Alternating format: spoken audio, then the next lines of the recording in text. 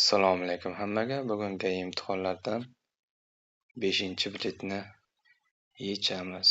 Buning uchun Telegram kanalimizga obuna bo'ling va eng birinchida selka turibdi bosamiz. B kategoriya yengil mashinani tanlaymiz. 5-bilet. Birinchi savol. Сколько проезжей части имеет данная дорога? To'g'ri javob 1. Одну. При наличии какого знака водитель должен уступить дорогу, если встречный разъезд затруднен? Demak, to'g'ri javob A, V. Uchinchi savol. Разрешена ли вам стоянка в указанном месте? To'g'ri javob 1. Разрешена. Нарушил ли водитель грузового автомобиля правила стоянки? Стоянka qoidasini buzdimi deyapti. 1. Buzdi, нарушил. 5. О чем предупреждает вас вертикальная разметка, нанесенная на ограждение дороги?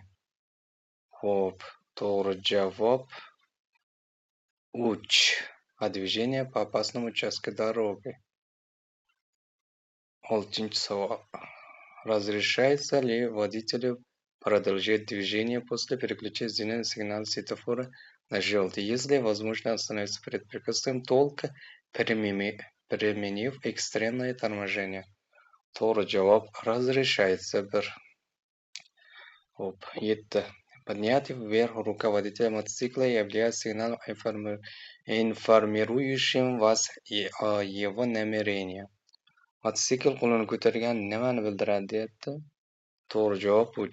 Снизить скорость.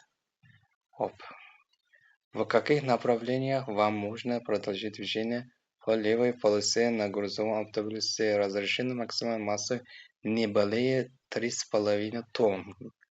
Demak, qaysi yo'nalishga harakatlanishingiz mumkin deyapti? To'g'ri javob 3.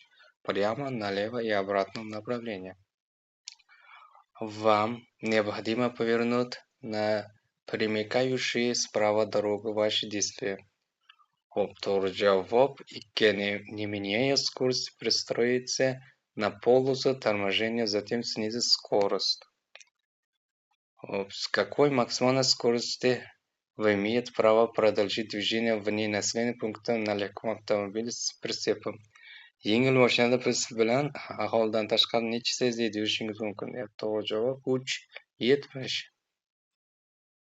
Разрешен ли вам обгон? Обгон qilish mumkinmi deyapti.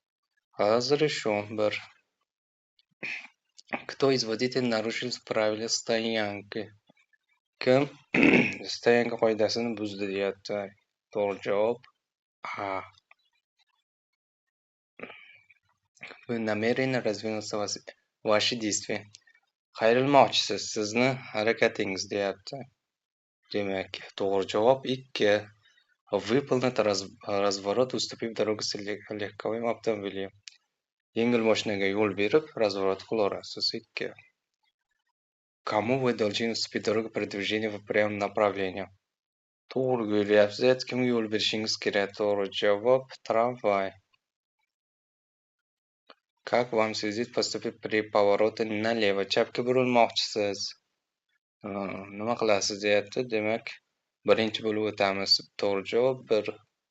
Проехать перекресток первым.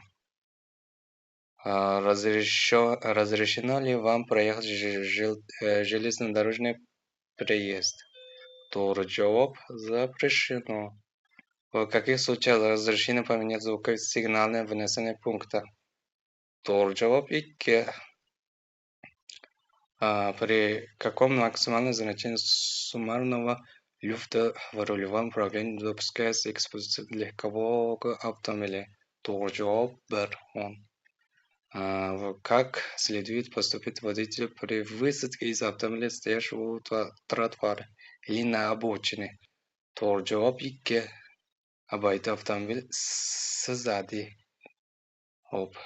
Oxirgisi, при движении в условиях туманного расстояния до предметов представляется. To'g'ri javob 1.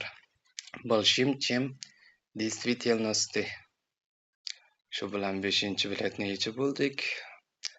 Shug'ullaninglar, savollarni o'rganinglar.